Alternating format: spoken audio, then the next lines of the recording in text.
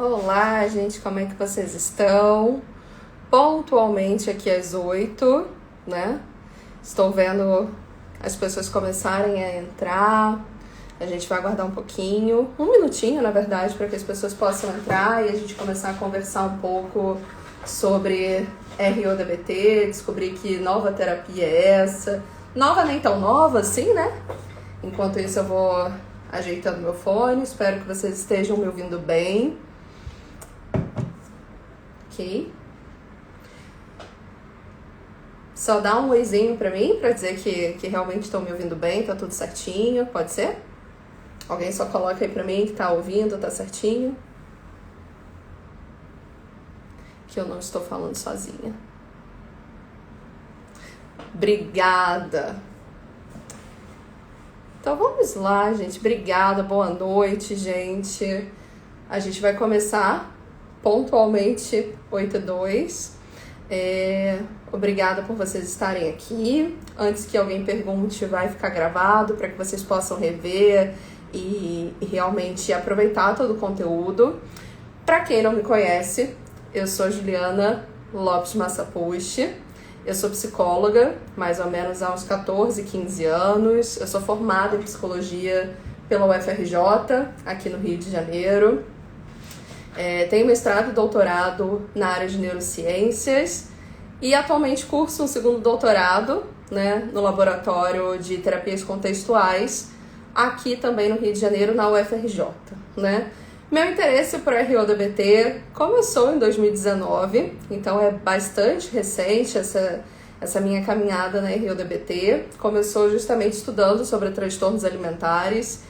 E desde 2020, na verdade, eu venho estudando, me dedicando à certificação, me dedicando a trazer a RODBT para o Brasil, em português, né? Então, a RODBT, ela é representada pela minha clínica, que é o CAESM. O CAESM representa a RODBT em português, em todos os países que falam português. E a partir daí, tivemos muitas iniciativas, inclusive com a certificação do nível 1, em breve a certificação de nível 2.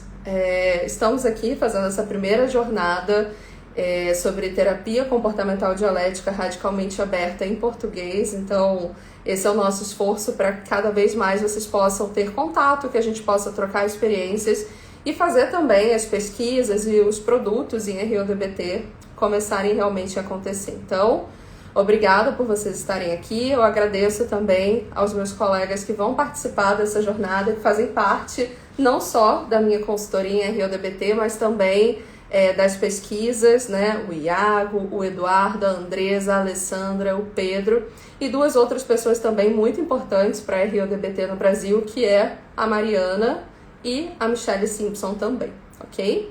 Então, dada essa introdução, vamos começar a conversar, né, sobre o que é a terapia comportamental dialética radicalmente aberta. E para quem vem da DBT, como eu vim também da terapia cognitiva comportamental, como é que vai ser, né, essa jornada de vocês? Por onde começar a estudar RODBT e principalmente quais são as diferenças com a terapia, né, em relação à terapia comportamental dialética padrão, ok? Então, eu esquematizei um pouquinho, né, de como vai ser essa nossa aula hoje. A ideia é ser uma aula, eu vou ficar atenta aqui às perguntas, mas eu sei que a Gabi também, a Gabriela Scafura, que é a nossa estagiária em RODBT aqui, também está presente. Então, qualquer coisa, se eu perder alguma pergunta, ela vai me ajudar com certeza, né? Então, para a gente começar a nossa aula e entender um pouquinho como é que vai ser a nossa dinâmica, o mais importante é a gente entender onde a terapia comportamental dialética radicalmente aberta, ela se insere no universo das terapias cognitivas comportamentais, né? Então, pra gente aqui no Brasil, né, que vem da análise do comportamento ou da terapia cognitivo-comportamental, a gente sabe que é uma grande treta, né, entender o que são essas ondas das psicoterapias cognitivo-comportamentais, o que são as terapias contextuais, né? E o que eu vou apresentar aqui está fundamentado num artigo do Thomas Lynch e do Jason Luoma, que inclusive escreveu um livro sobre terapia de aceitação e compromisso, né? Esse artigo, se vocês quiserem acesso, está no webinar gratuito, tem um linkzinho na bio, todo o material está em português. Então, o que eu vou comentar agora sobre onde a RODBT ela se encaixa, está exatamente lá, né? Então, a fonte é do próprio Thomas Lynch. Então, quando a gente fala, né, sobre a RODBT, quais são as diferenças e características, né, com a própria terapia de aceitação e compromisso, com a própria terapia comportamental dialética, ou a terapia focada na compaixão, eles começam a colocar que a terapia cognitivo-comportamental ela deveria ser um grande guarda-chuva, né? Uma ampla família de psicoterapias que tendem a compartilhar elementos que são comuns, né? Como a relação terapêutica mais ativa, uma relação terapêutica colaborativa também, uma ênfase na própria aprendizagem, né? De como os problemas se desenvolvem, de que forma eles podem se manter, no próprio empirismo colaborativo, ou qual é o papel da cognição, né, na manutenção dos problemas. O que eles querem dizer é que, de alguma forma, né, as terapias cognitivo-comportamentais elas vão se aproximar e vão se afastar em pontos, né, que vão julgar necessários, que serão a ênfase de cada abordagem, né? Então, elas de alguma forma vão se aproximar ali na questão, né, de entender como um problema se mantém, quais são os seus fatores de manutenção, no próprio papel da relação terapêutica, mas, de alguma forma, a partir de como as novas psicoterapias elas vão emergindo, é extremamente importante a gente saber, né, no que elas vão divergir, quais são os pontos ali de divergência. E aí o que eu preciso colocar para vocês a RODBT, então, ela é considerada uma terapia cognitivo-comportamental, ela está nesse amplo guarda-chuva, certo? Ela se aproxima exatamente pela relação terapêutica, colaborativa, ativa, por usar princípios comportamentais para entender os fatores, né, de manutenção dos problemas, no próprio empirismo, mas não tem um foco na cognição. A RODBT, ela é uma abordagem transdiagnóstica, ela foca quais seriam os mecanismos centrais de manutenção, de explicação de um problema e não na psicopatologia em si. Apesar de termos vários artigos, né, falando sobre o papel da RODBT no transtorno do espectro autista, na anorexia nervosa, em transtornos de personalidade do cluster A e C, ainda assim, né, a gente precisa entender que o papel, né, o principal foco da RODBT é ser uma abordagem transdiagnóstica, ou seja, ter um problema central, né, ter ali um escopo, né, central que explique por que esses problemas estão acontecendo na vida, né, daquela pessoa, ok? Então, a RODBT ela vem sendo desenvolvida, é uma abordagem muito recente, ela vem sendo desenvolvida há mais ou menos 20, 25 anos, né? Então, até em termos de comparação com a própria DBT, é extremamente difícil e injusto em algumas vezes, porque a DBT ela vem sendo estudada e desenvolvida desde a década de 80, né? A título de curiosidade, o Thomas Lynch era, né, o autor da RODBT, ele era um treinador sênior de DBT padrão, né, da Linehan. É como se ele fosse ali o braço direito da Linehan. Fofocas de bastidores, né? Em algum momento que a DBT ela já estava bem consolidada para pessoas com desregulação emocional, o Thomas Lynch ele começa a explorar, a tentar ampliar, né, para quem mais a DBT ela poderia servir. Porque há uma população, realmente a gente precisa lembrar, né, que existem muitas pessoas em intenso sofrimento, seja na desregulação emocional, seja também para as pessoas supercontroladas, que a gente vai ver o que é esse termo. Mas existem pessoas em intenso sofrimento e que os tratamentos atuais, por mais que a gente fale, é a abordagem padrão, é o tratamento ouro, por mais que a gente use essa nomenclatura, existem pessoas em sofrimento, né? E que muitas vezes esses tratamentos de fato não conseguem, né, trazer algum alívio e desenvolver as habilidades e competências para que essas pessoas em sofrimento consigam ter uma vida valiosa. Então, o Thomas Lynch, na verdade, ele começa a explorar, né, algo que é muito forte da DBT, que são os modos de terapia, né? Se tem algo que a gente realmente tem que destacar e agradecer a Linehan, foi realmente ela desenvolver modos de terapia, ou seja, para além da psicoterapia individual, ter o treinamento de habilidades, ter o cuidado com o terapeuta na consultoria e ter o coaching telefônico, né? Então, entendido que esses modos, né, de tratamento, eles eram super importantes, o Thomas Lynch ele vai tentar auxiliar essa gama de pessoas, né, através de pesquisas que não se adequavam, né, não se beneficiavam de nenhum tratamento existente, incluindo a DBT, né? Então, a partir daí, ele começa a utilizar o desenho, né, que a gente chama de framework da DBT para o que ele vai desenvolver, que é a terapia comportamental dialética radicalmente aberta, a RODBT, e focando num outro espectro de pessoas, né? Pessoas que, de alguma maneira, sofrem com a inibição emocional, pessoas que sofrem com muita rigidez, com muito controle, que vão ter dificuldade, né, em conseguir fazer amizades, em ter relacionamentos importantes, relacionamentos íntimos. Então, o que o Thomas Lynch faz é utilizar o que já estava bem estabelecido da DBT, o modo de tratamento, a base comportamental, os princípios comportamentais, né, todo esse modelo de funcionamento, e começa a acrescentar e começa a pesquisar e a estudar o que de fato beneficiaria essas pessoas que estão no que a gente chama de supercontrole, ok? Então, há mais ou menos 25 anos, né, o Thomas Lynch ele vem com a sua equipe desenvolvendo um modelo de psicoterapia voltado para pessoas que não se beneficiaram de algum tratamento terapêutico, né? Seja TCC, seja ACT, seja compaixão ou a própria DBT, certo? Geralmente essas pessoas já tiveram um histórico prévio de psicoterapia e tem um ingrediente que de alguma forma ninguém nota, né? Ninguém percebeu até aquele momento. Era justamente da forma ou de que maneira essa pessoa lidava, enfrentava com as situações da vida e com as suas próprias emoções, né?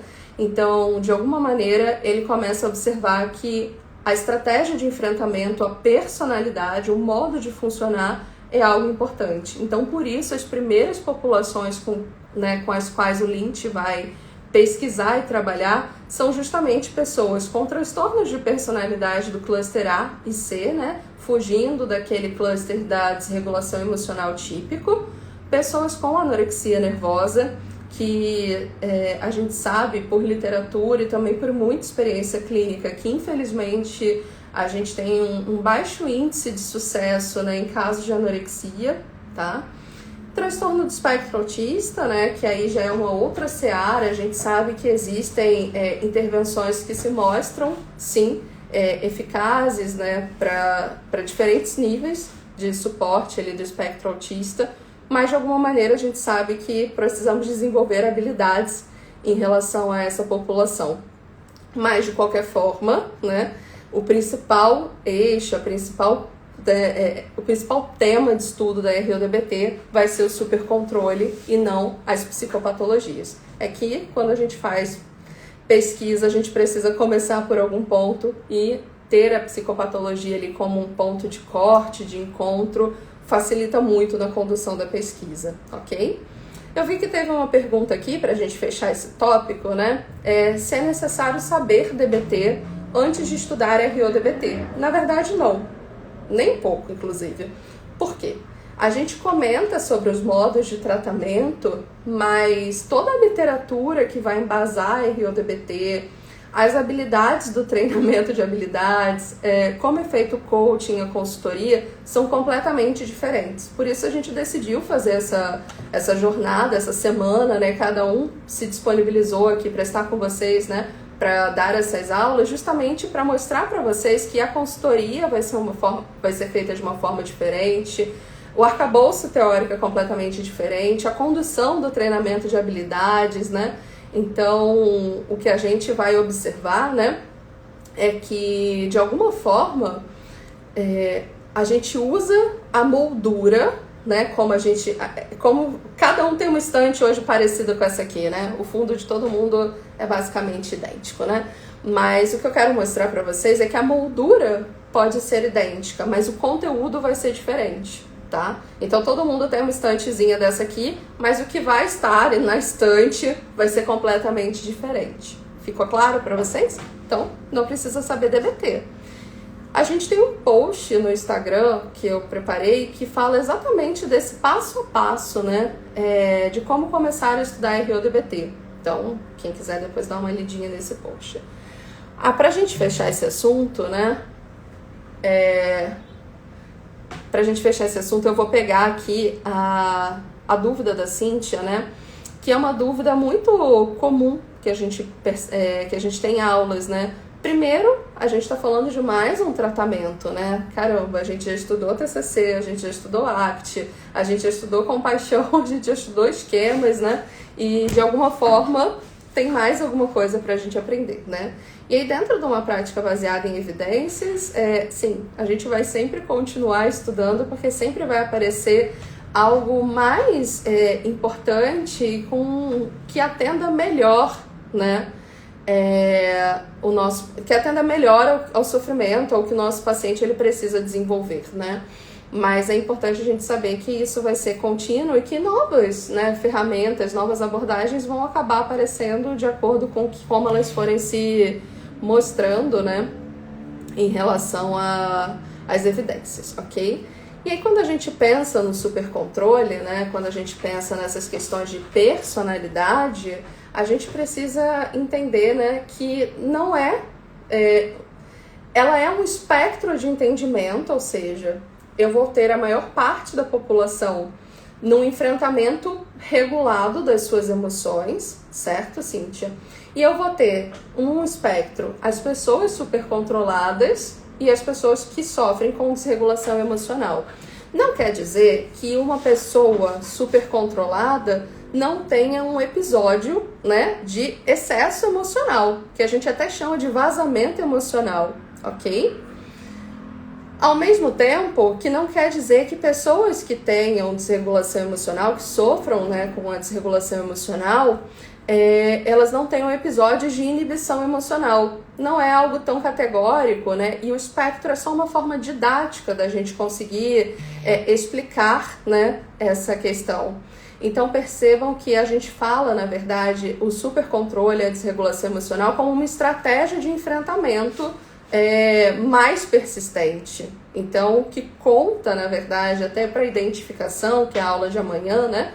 A identificação do supercontrole com a Alessandra, é justamente saber, né, o quão frequente, né, aquele episódio é. Então, quando a gente fala de um vazamento emocional, né, onde a pessoa ela só vai demonstrar as suas emoções num contexto específico, para pessoas específicas, ela vai lidar ainda, né, com a sua emoção, mesmo que descontrolada de uma forma controlada, a gente vai ter que observar a frequência disso para dizer se ela é uma pessoa super controlada ou não. Então, a forma como ela lida com a emoção, a forma como ela enfrenta as situações, se o comportamento dela é mais regulado pela emoção ou por regras, isso tudo é o que vai compor, né, na identificação da desregulação emocional ou do supercontrole, ok?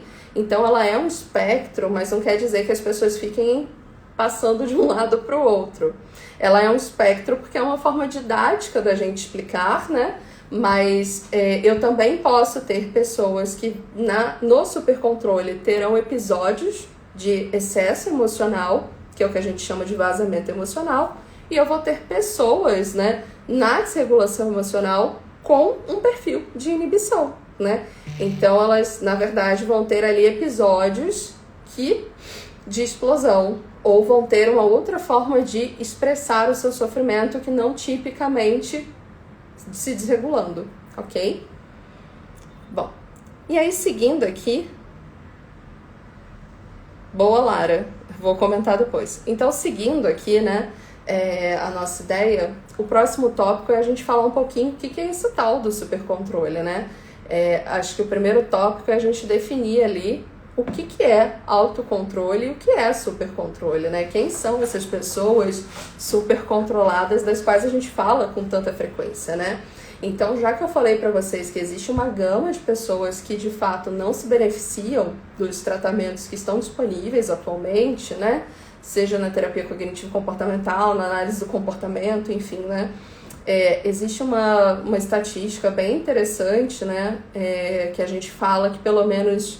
que a gente não, né? Que os pesquisadores falam que pelo menos 1 a cada 10 pessoas na nossa... né, no nosso entorno, na nossa comunidade, tem algum transtorno de personalidade e que pelo menos 1/3 das pessoas com quadros depressivos, por exemplo, não se beneficiam de nenhum tipo de intervenção. Então, por isso, a gente continua estudando outras teorias, né? A gente continua estudando outras abordagens exatamente para contemplar as pessoas que não tiveram nenhum benefício até o momento, tá? Então, essas pessoas que foram identificadas, que não se beneficiaram, provavelmente elas são identificadas como pessoas supercontroladas. A gente fala, né, sobre autocontrole como a nossa capacidade, a nossa habilidade de inibir as nossas necessidades, os nossos impulsos, os nossos comportamentos e urgências, né?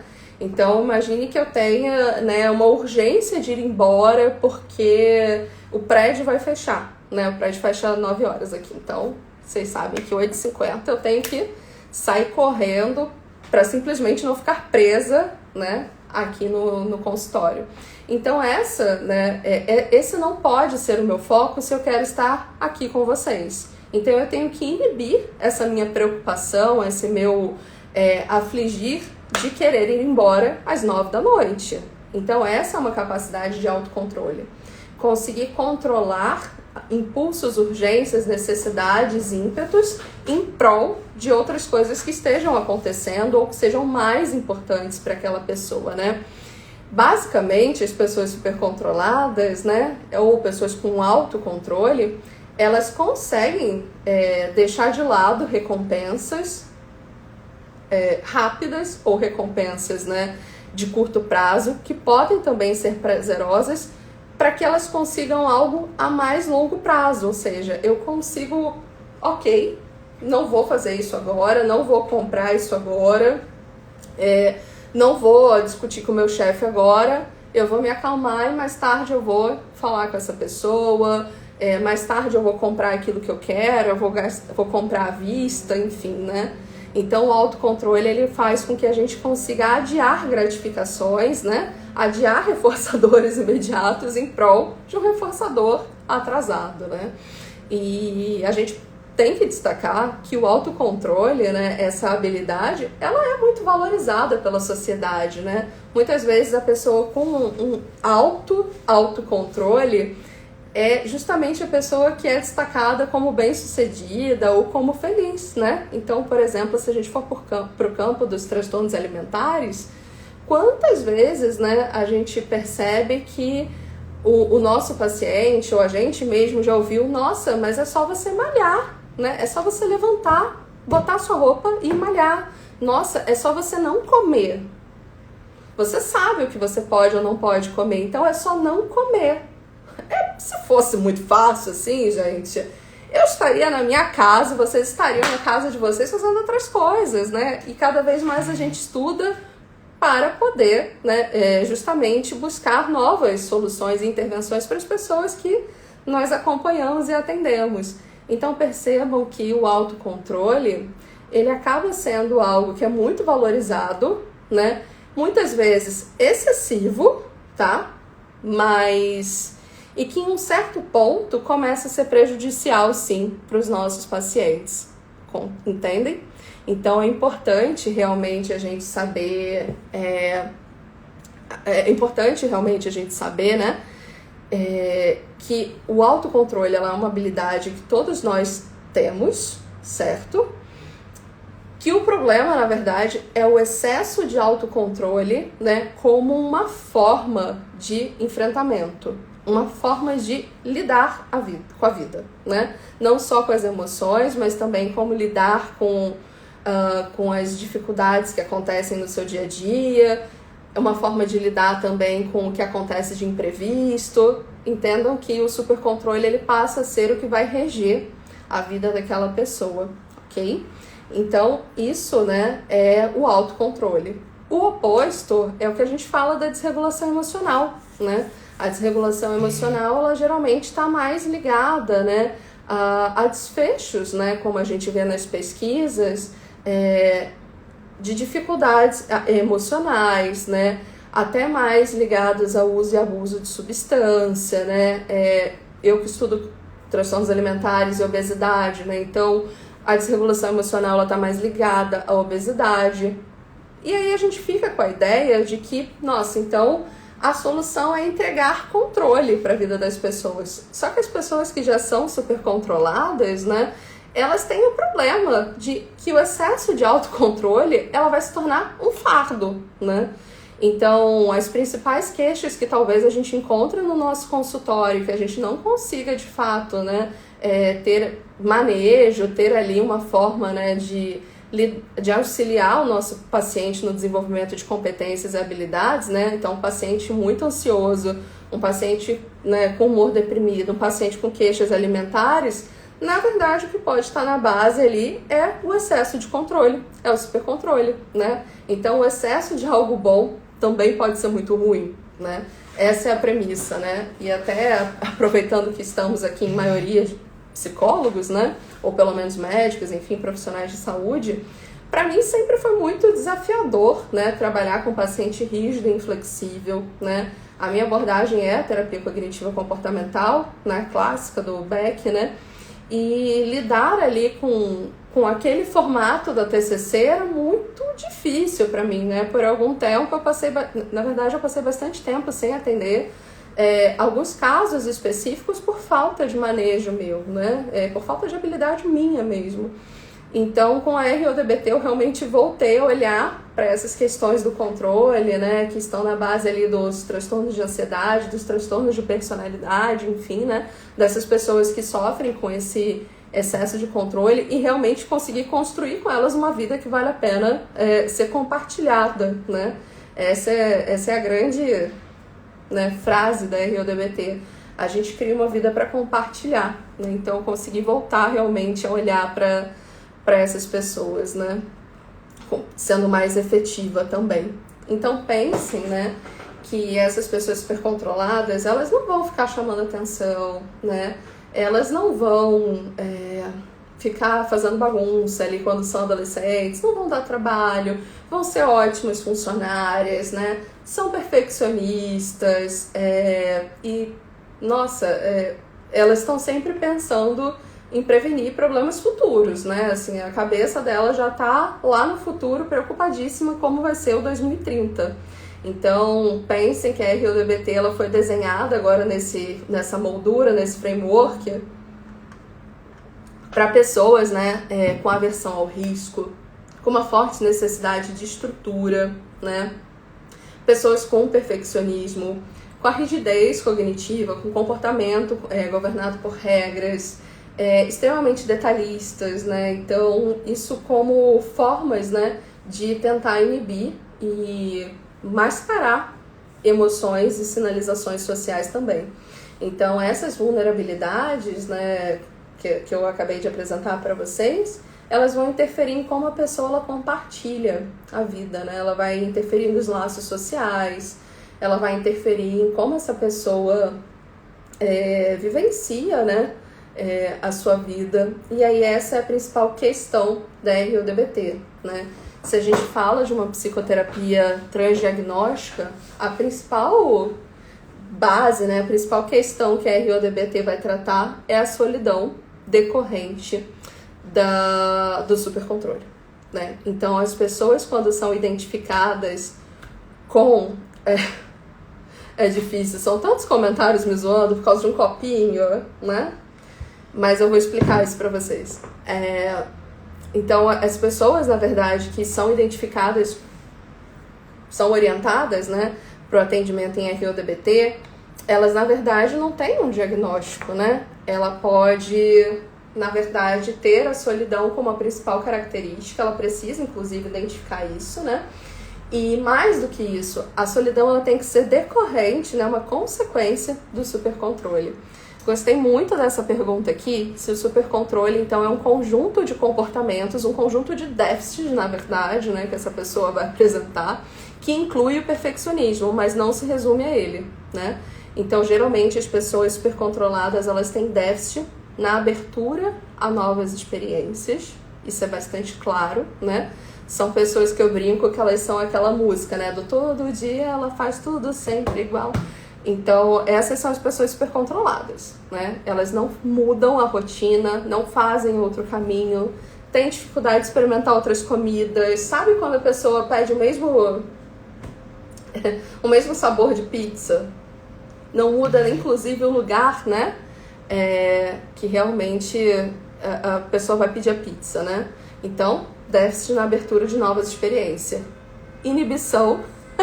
Inibição emocional, né? Então a dificuldade tanto de expressar, não é só de falar sobre a emoção, mas geralmente essas pessoas têm dificuldade de expressar a sua emoção. Então geralmente são pessoas que estão sempre com uma expressão que a gente fala, né? De cara de nada, cara de pedra, né? Porque o não verbal não acompanha, né? Também é controlado, o não verbal não acompanha, né? A emoção, ok? O terceiro ponto é o comportamento governado por regras, né? E a própria rigidez. Então são pessoas que têm uma alta exigência, né? Tem uma forma de fazer as coisas muito própria. São pessoas que experimentam, né? Um alto senso de justiça. E são pessoas que têm um alto grau de punição, ok? Então percebam que esse comportamento governado por regras é o que vai fazer essas pessoas, na verdade, serem muito queridas, né? No sentido de, uau, que funcionária maravilhosa, ela não sai, né, até terminar o trabalho, ela entrega tudo, ela fica sem dormir, e ao mesmo tempo, nossa, essa pessoa vai ter um burnout, tá? E o quarto item, gente, é o déficit na intimidade e na conectividade social, né? Uma pessoa super controlada que tem um déficit de novas experiências, tem um déficit relacionado à expressão emocional, né? O compartilhamento, tem um déficit relacionado, tem um conjunto de comportamento governado por regras, né? Por fim, né? Essas pessoas vão ter dificuldade realmente nas relações mais íntimas, nas relações mais significativas, vão ter mais dificuldade de aprofundar laços. Geralmente são pessoas que acabam tendo, na psicoterapia, são pessoas que acabam abandonando a psicoterapia muito mais rápido, né, sem um enfrentamento, e nas suas relações também. São pessoas que simplesmente somem, né? E aí, para fechar esse tópico do supercontrole, né, eu vi que me zoaram com um copinho, mas tem uma coisa que a gente precisa considerar, né, no supercontrole enquanto uma estratégia, né? Uma pessoa ela pode ser supercontrolada e ter elementos ali de rebeldia, né? Então, a gente tem uma ideia de que as pessoas supercontroladas, elas são todas certinhas, né? Tipo, quase a Sandy, né? Mas a gente precisa pensar que existem pequenas transgressões, né? Uma transgressão, por exemplo, é eu vir para uma live super séria com esse copo, né? É lindíssimo, gente, sinto muito. Eu preciso beber água, eu preciso lembrar, né, de beber água, então, obviamente, eu preciso ter algo chamativo, né? Quem já acompanha aqui o Instagram há algum tempo, eu já tive cabelo verde, cabelo rosa, são pequenas transgressões no dia a dia, né? Ter várias tatuagens, então isso pode acontecer. A gente precisa desconstruir essa ideia de que a pessoa super controlada, ela não tem os seus momentos ali, né, de escape, entre aspas, né? A gente precisa lembrar que essa pessoa ela vai ter formas e vai querer se identificar com diferentes grupos, né? Mesmo que a tribo maior dela seja do supercontrole, ok? Pra gente começar a fechar um pouquinho, né, essa conversa, tá bom, mas quais são as principais diferenças com a DBT, né? A gente tava falando, então, como é que a gente começa a estudar a gente começa a estudar a RODBT, né? Eu falei pra vocês que a gente não precisa saber DBT, tá? Mas a gente vai entender que realmente tem muitas coisas, né, que vão ali passear pela DBT. Falei da estrutura, né, do framework, né? Ok? Então, primeiro ponto, né? Com quem que a gente vai trabalhar? A RODBT, ela vai trabalhar com pessoas super controladas, certo? Então, não falamos de diagnóstico, e sim falamos de pessoas que se identificam, né, com o supercontrole. Geralmente, o supercontrole... Geralmente, coloquem essa frase aí, piscando, essa palavra piscando para vocês.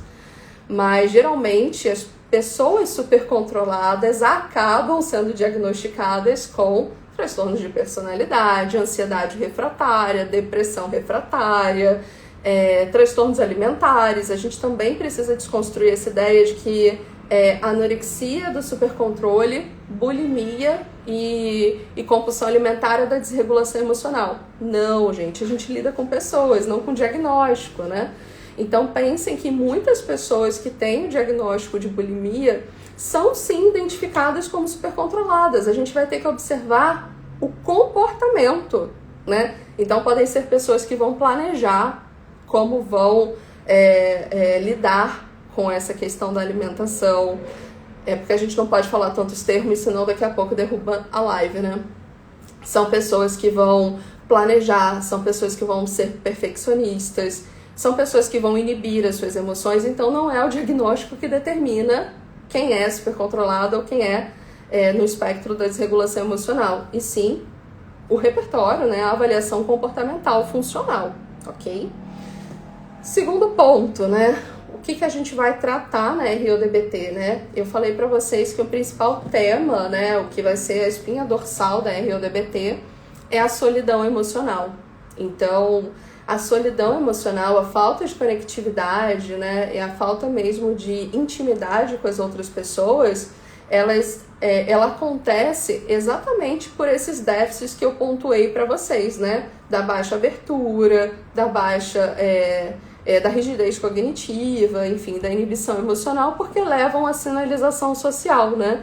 Saibam que é muito difícil fazer live, por quê? Porque a gente não tem, eu não tenho retorno de vocês a não ser escrito, né? E passa muito rápido.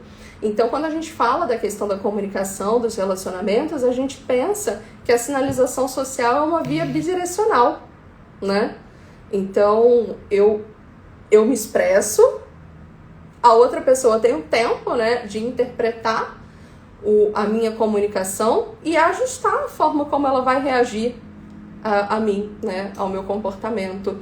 Então percebam que até fazer uma live é muito complicado, né? A gente não tem o retorno de como as coisas estão acontecendo. Então, pessoas com sinalização social, com déficit na sinalização social, né, com a dificuldade de fazer essa via de comunicação bidirecional, elas acabam tendo mais problemas de intimidade, de sinalização social, de intimidade, de conexão social. Inclusive, um dos alvos terapêuticos, obrigatoriamente, quando a gente vai trabalhar na psicoterapia individual, é que essa pessoa desenvolva pelo menos um relacionamento íntimo significativo. Então, isso é importante. Essa pessoa ela pode querer trabalhar aberturas à experiência, essa pessoa ela pode querer melhorar a sinalização social, essa pessoa ela pode querer melhorar a comunicação dela no trabalho, e ainda assim um dos alvos vai ser melhorar a sua relação íntima com alguém, ok? O alvo primário do tratamento, né? Vou dormir no consultório? Não, gente, eu conheço porteiro, fiquem tranquilos, não é a primeira vez. O alvo, né, primário do nosso tratamento aqui, da terapia individual, é justamente diminuir o excesso comportamental, né?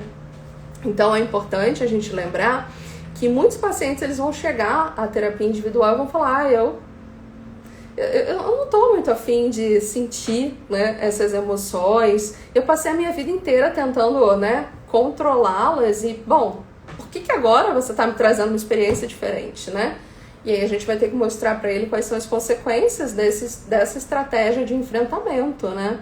Que pode estar subjacente a um quadro de ansiedade, de depressão, de isolamento, de solidão, de problemas no trabalho, problemas conjugais, e por aí a gente vai.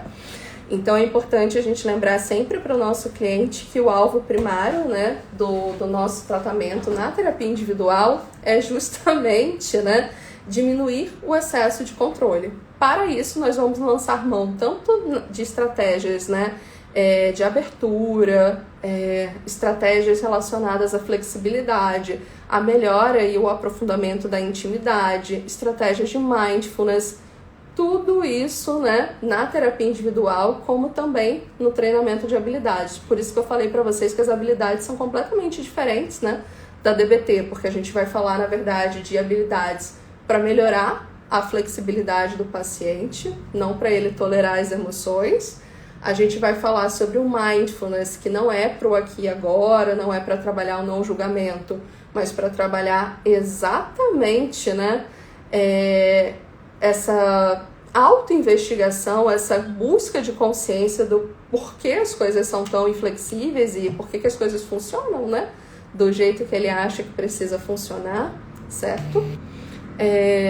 E a gente também vai ter habilidades de integridade interpessoal, né, no sentido de ajudar esse paciente a desenvolver habilidades para fazer amizades, para aprofundar relacionamentos, para receber feedback, né? São pessoas, né? Eu incluo aqui que receber feedback é realmente muito difícil, né? Então, às vezes é uma coisa simples, né? Então é importante a gente realmente saber que as habilidades são diferentes e que focam nesses 4 déficits que eu apresentei para vocês, ok? Qual é a hipótese, né, da RO-DBT para essa mudança? É que modificando a sinalização social, ou seja, se eu consigo fazer com que o meu paciente expresse melhor, né, as suas emoções, que ele realmente consiga acessar, né, o seu sistema de segurança social e que entenda que as relações sociais elas não são aversivas e não precisam ser abandonadas, né? Esse meu paciente ele vai aumentar a confiança, o desejo de afiliação, o desejo de intimidade e isso leva à melhora da conectividade social. Então o nosso trabalho aqui, né, o foco que eu falei lá no iniciozinho, que cada terapia cognitiva comportamental tem um foco, o foco da RO-DBT é a melhora da sinalização social. Então, o que a gente vai trabalhar é realmente a sinalização social. Então, nós vamos ter treinos específicos, nós vamos falar para o paciente quando ele estiver agindo de uma determinada forma. Esses serão os alvos terapêuticos, né? Tá todo mundo aqui brincando que a Alessandra tá me perturbando, mas, gente, eu tô acostumada com a Alessandra há mais de 14 anos. Então, esse é o modelo de sinalização social dela. Se a gente pudesse falar, eu consigo imaginar exatamente como a Alessandra está se comportando. Eu consigo imaginar a cara que ela está fazendo exatamente por ter esse nível de comunicação com ela. Então é isso que a gente vai mostrar para o paciente, quais são os padrões comportamentais que ele apresenta e que ele precisa tanto desenvolver como também desenvolver e também melhorar, né? Então pensem que realmente esse vai ser o nosso maior objetivo, ok? Eu não vou falar sobre o treinamento de habilidades, porque vai ter uma aula só sobre isso, né? Mas o que eu queria também fazer de diferença para DBT é a ênfase no mindfulness, né? Então, quando a gente fala do mindfulness, o mindfulness da RO-DBT, ele não vem do Zen budismo, tá? Então, na verdade, o mindfulness na DBT, ela vem do Zen budismo porque, inclusive, a Linehan é uma monge budista, ou tem alguma formação, enfim, algo desse gênero. E da RO-DBT, né, como o problema do paciente não é estar no aqui e agora, não é ter uma postura não julgadora para justamente lidar, né, com a questão da desregulação emocional, a gente precisa fazer com que o paciente, na verdade, né, da RO-DBT, ele consiga ganhar alguma flexibilidade, né? Então, a ênfase aqui não é na aceitação radical, a ênfase é na abertura radical, né? O que seria a abertura radical? É trazer para a consciência, fazer com que essa pessoa ela consiga desafiar as suas percepções sobre a realidade, né? Pessoas super controladas, elas são certas de tudo. Elas têm certeza de tudo. Elas são justiceiras sociais, inclusive, né? Então, percebam que o desafio com o paciente super controlado é fazer com que ele consiga ampliar os seus pontos de vista, né? Então ele precisa se desafiar, ele precisa desafiar de onde ele aprendeu essas coisas, né? Ele precisa desafiar o que isso impacta na vida dele. E para que isso aconteça, a gente tem uma prática, né, de mindfulness que é chamada auto-investigação. Então o mindfulness da RODBT se chama, vem na verdade do sufismo Malamate. Para mim foi uma novidade também, quando eu comecei, eu não sou especialista em mindfulness, muito longe disso, mas para mim foi muito interessante conhecer outras vertentes, né? Então eu tenho até um riozinho sobre livros que vocês podem buscar, essas práticas de mindfulness baseadas no sufismo Malamate, mas basicamente, né, a autoinvestigação, ela é uma prática, né, do sufismo Malamate, do mindfulness, que vem justamente de uma prática de autoobservação sustentada e uma autocrítica saudável para compreender as suas verdadeiras motivações. O que isso quer dizer, né? Essa pessoa que vai praticar autoinvestigação, o objetivo não é achar uma boa resposta. O objetivo é a gente achar uma boa pergunta. Por quê? Essa pessoa cheia de certezas, que está coberta de razão, que não passa frio, se ela já sabe a resposta automaticamente, ela não parou em nenhum momento para refletir sobre a pergunta. Então, a prática de autoinvestigação é você fazer críticas saudáveis, é você se auto-observar, é você entender quais são as origens, né? Ou de onde vem, ou qual é o entendimento, qual foi a aprendizagem, agora falando mais tecnicamente, dessa super razão. Então, essa é uma prática que faz com que a gente não comece a aceitar a realidade como ela é, né? Eu não quero aceitar a primeira resposta que eu tenho. A preocupação não é com o não julgamento, com estar aqui agora, mas a abertura radical e a autoinvestigação, elas se preocupam em ver a realidade sem ilusão, né? Em tentar observar ali quais são as suas motivações, quais são os seus pontos de falha, né? Quais são as suas dificuldades, né? Quais são as questões relacionadas ao autoengrandecimento e o desejo egocêntrico. Eu preciso lembrar para vocês que é uma prática espiritual, né? Vem daí. O sufismo Malamate é uma prática espiritual. Então, obviamente, vai versar, né, por esses temas, né, da questão do engrandecimento, do desejo, né? Então, as práticas de autoinvestigação, elas prezam pela humildade. Humildade e flexibilidade. Então, percebam que quando a gente faz essa prática de autoinvestigação, a gente vai buscar ali, né, onde podemos melhorar, né? Onde a gente vai, de alguma maneira, ter que se desenvolver, olhar para os pontos cegos, né? E é interessante que geralmente a gente faz práticas de autoinvestigação tanto em sozinhos como também em pares, nas consultorias, nos treinamentos de habilidade. Carola pediu para eu dar um exemplo, claro. Então eu até coloquei uma vez nos stories, né? Eu tenho bastante problemas com... Até para falar, né? Já tá difícil, mas vamos lá. Eu tenho muitos problemas relacionados à confiança e conhecimento, né? Assim, eu tenho muitos pensamentos de me julgar no sentido de não saber, de não achar o que eu consigo, sabe, passar para as outras pessoas, né? Então, eu sou professora há 14 anos. Não, há 13 anos, né? E basicamente todas as vezes que eu vou dar aula, eu falo, cara, eu não sei nada. Essas pessoas estão vindo aqui, vocês, né? Vocês estão aqui numa live comigo e eu pensando, gente, mais de 67 pessoas, o que eu vou falar para essas 67 pessoas, né? E aí eu começo a usar algumas estratégias do tipo, eu quero ler compulsivamente até esgotar aquele assunto. Eu quero anotar, eu quero fazer isso, eu quero fazer aquilo. Só que isso é insano quando você é uma professora de graduação, por exemplo, que você dá 40 horas, né? Vir aqui, fazer uma live, eu consigo usar essas estratégias. Usar isso na vida real, com 40 tempos de hora, né? Assim, 40 horas de aula na graduação não dá. Então, um exemplo da autoinvestigação é: por que é tão importante para mim dar uma aula excelente? E aí já me dói.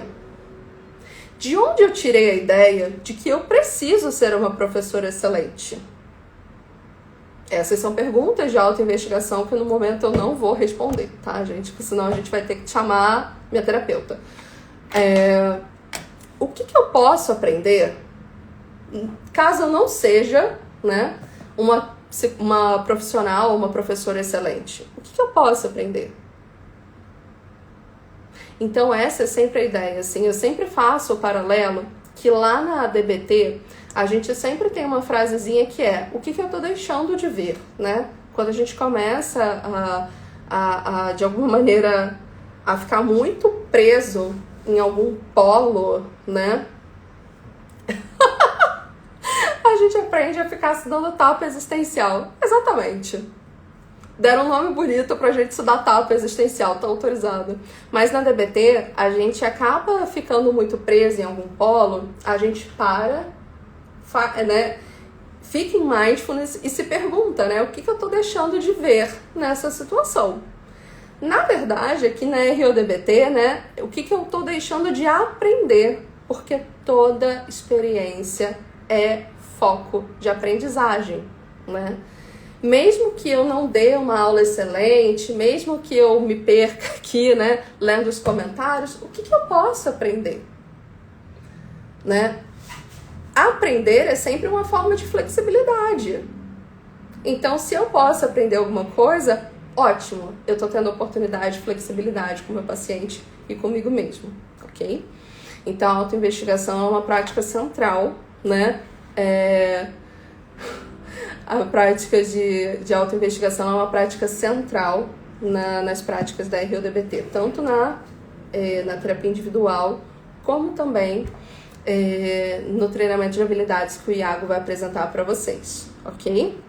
E aí, pra gente fechar um pouquinho, né, fechar essa conversa, antes que vocês fiquem aqui conversando comigo até meia-noite, o que eu queria deixar para vocês, né? Que é em relação à postura terapêutica, que é bastante diferente da DBT, né? A RODBT, ela considera, né, que a gente precisa desenvolver, como em qualquer terapia, né? A gente precisa desenvolver uma forte aliança de trabalho, né? Ele é o componente essencial de qualquer psicoterapia, e aqui também porque a gente vai precisar ser um terapeuta que vai modelar muitas vezes, né, o nosso cliente em termos de aproveitar as experiências, aprender a relaxar, a não se cobrar tanto, né, aprender, principalmente conseguir, né, expressar as suas emoções e se sentir seguro, né, não ativando ali o sistema de ameaça. Então, quando a gente fala de pessoas supercontroladas, né, a gente precisa cuidar e prever que rompimentos vão acontecer. E a gente aborda isso diretamente nas primeiras sessões, né? Então, a gente fala abertamente com o nosso cliente que pessoas supercontroladas acabam tendo maior chance de evasão da psicoterapia, né? E a gente busca esse comprometimento do cliente comunicar pra gente esse desejo, esse ímpeto de querer abandonar a terapia, seja de forma presencial ou no online, tá? Ou seja, os pacientes, eles precisam fazer o esforço, né, de dividir com o terapeuta algo que é bastante importante para eles, e isso faz com que, na verdade, a gente tenha a chance agora, enquanto, né, terapeuta, de ensinar que aprofundar a relação não precisa ativar o sistema de segurança, e que aprofundar a relação é uma forma de criar intimidade, né? Então, na nossa vida, no nosso dia a dia, às vezes ter ali alguma discussão, ter algum feedback ruim faz com que você possa aprender, que você possa aprofundar a relação e a relação se torne mais significativa. Só que pessoas supercontroladas acabam, né, não passando por essa experiência. Então é papel do terapeuta já avisar que isso vai acontecer e manejar de forma efetiva para que esse paciente entenda que a ruptura de terapia ela não vai ser provocada, mas vai acontecer, né? Que é uma forma da gente aprender a reparar as relações, que vai ser uma forma da gente modelar comportamento de intimidade, de segurança, né? É uma forma também de mostrar para ele que realmente a gente vai passar, né, por essas turbulências, mas vamos passar juntos, certo? Então o terapeuta também ele precisa ficar ali bastante atento ao seu próprio comportamento, né, na terapia, pensando também em comportamentos que possam ajudar o cliente a ativar o seu sistema de segurança social, né? Então a gente precisa, e para mim foi muito novo, né? Quase que passar por um novo treinamento de como se comportar em terapia, né? Então a gente precisa realmente estar muito atento ao que a gente evoca, né, na terapia. A gente pode tanto usar os nossos sinais sociais para ativar o sistema de segurança do nosso cliente. A gente pode se mostrar seguro e relaxado, empático, quando o paciente está trazendo algo muito difícil. A gente não precisa ficar ali, né, tipo, tenso. Não, você está me contando alguma coisa difícil, eu vou estar aqui com você, eu estou te levando a sério e a gente vai caminhar juntos, né? Eu sempre brinco, é uma piada, né, feiosa, mas o termo que a gente usa para falar sobre isso é que o terapeuta ele é um embaixador, né? Eu sempre lembro do Gustavo Lima, nada a ver, mas enfim, né? Porque o Gustavo Lima fala que é o embaixador do sertanejo e a gente vai ser o nosso embaixador tribal, né? A gente vai sinalizar sempre para o nosso paciente, né? Obrigada por você ter se esforçado tanto, né? Por você ter superado todas as expectativas de todo mundo, mas aqui na terapia eu preciso te dizer que você trabalhou muito e você merece descanso. Agora a gente vai aprender a relaxar e a curtir um pouco, ok? Então essa postura, né, que vai modelar a gentileza, que vai, né, trabalhar a cooperação, a diversão, né, ao invés de focar na resolução de problema, em tentar corrigir alguma coisa.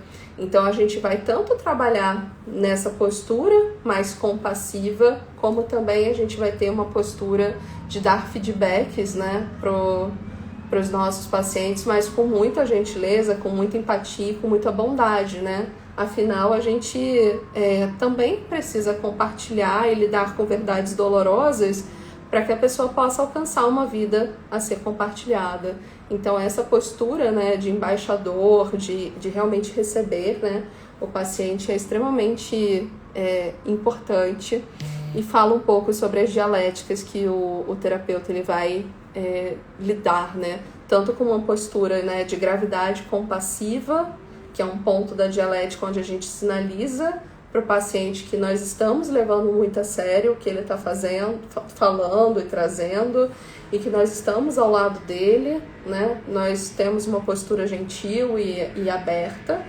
Do outro lado, a gente tem uma postura, né? Do outro lado da dialética é a postura da irreverência divertida, enfim, né? No sentido de dar feedbacks através de brincadeiras, às vezes de provocação, vai depender ali do que está acontecendo na dinâmica da terapia, ok?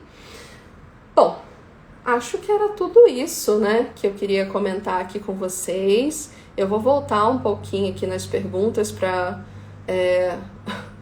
Vou pegar algumas coisas aqui que a gente consiga responder rapidinho, mas de antemão já agradeço a vocês. Amanhã a gente tem a aula com a Alessandra, né?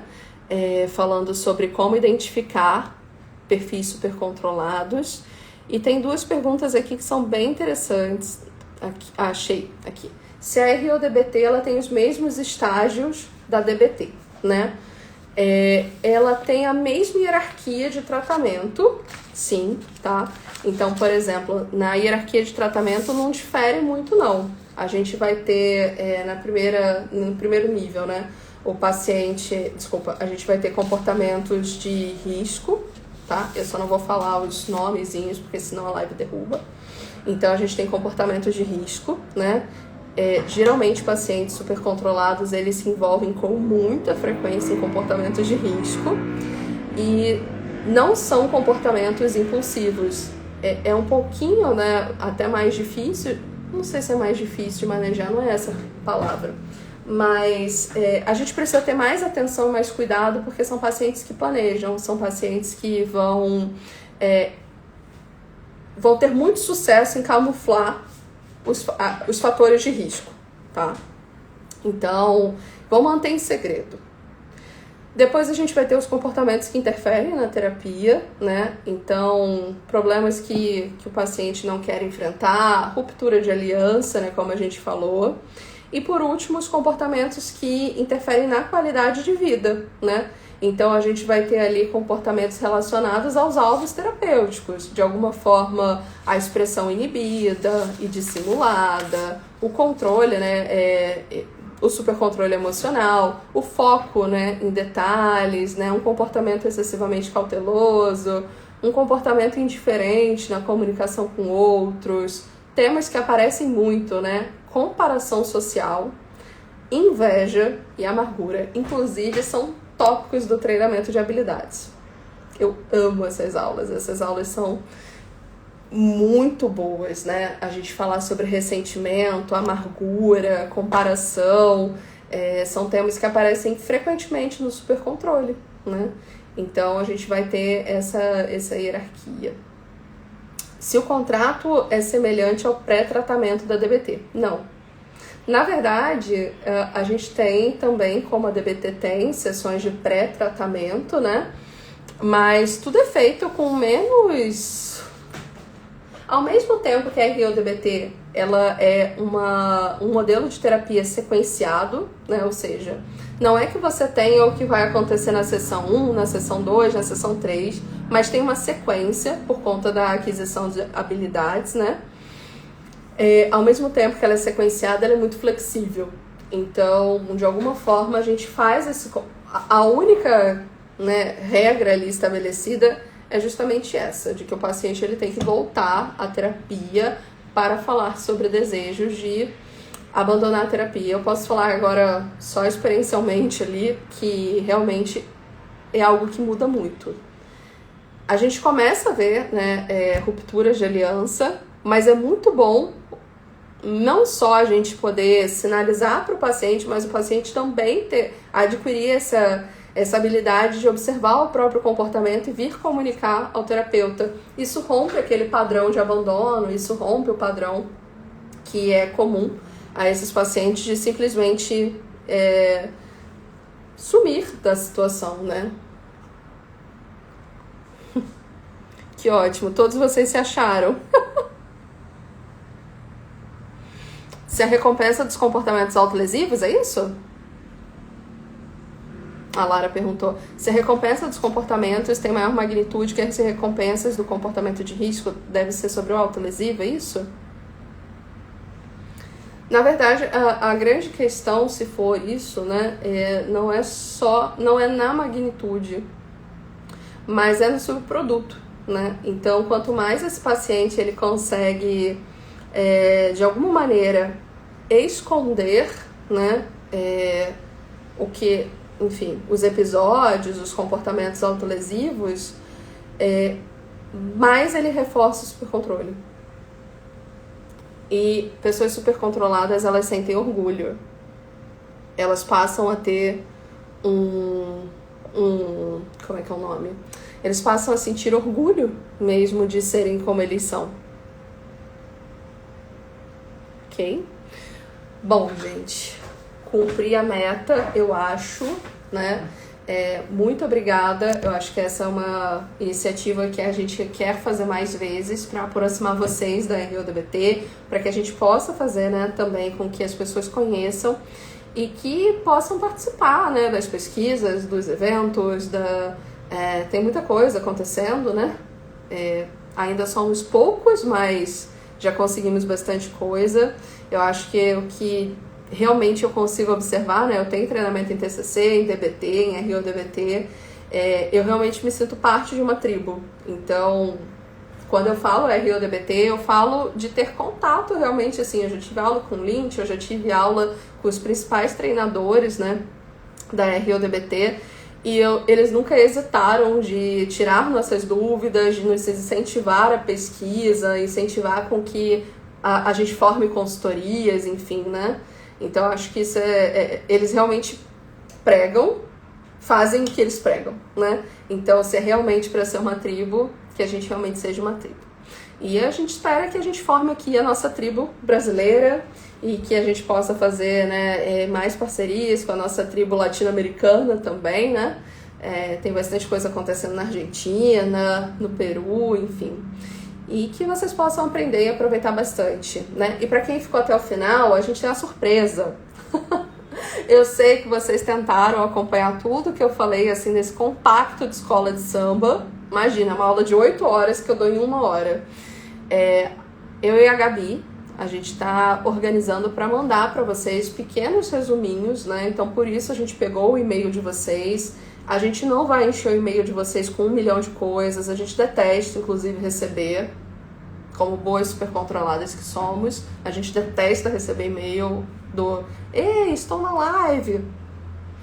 Então, o e-mail de vocês vai ser realmente quando a gente quiser mandar algum material, como o resumo das lives, tá bom? Então, a gente vai mandando ao longo da semana todo esse conteúdo para que vocês possam aproveitar. E se vocês forem escrevendo alguma coisa sobre a RODBT, marca a gente gosta de compartilhar. A gente já tem a RODBT Rio, RODBT Maringá, RODBT Amazônia. E aí, conforme vocês forem se organizando, marca a gente, que a gente quer apoiar vocês. Combinado?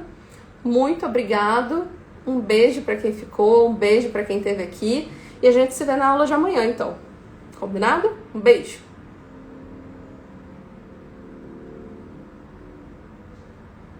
Ah, desculpa. Quem quiser informações sobre a certificação, o link na bio, mas a certificação ao vivo vai acontecer em outubro. Vai ser comigo, com o Pedro Pires e com a Juliana Gordon, que é uma professora da RODBT dos Estados Unidos. As inscrições já estão abertas e aguardo vocês lá. Vou tentar salvar. Um beijo, gente!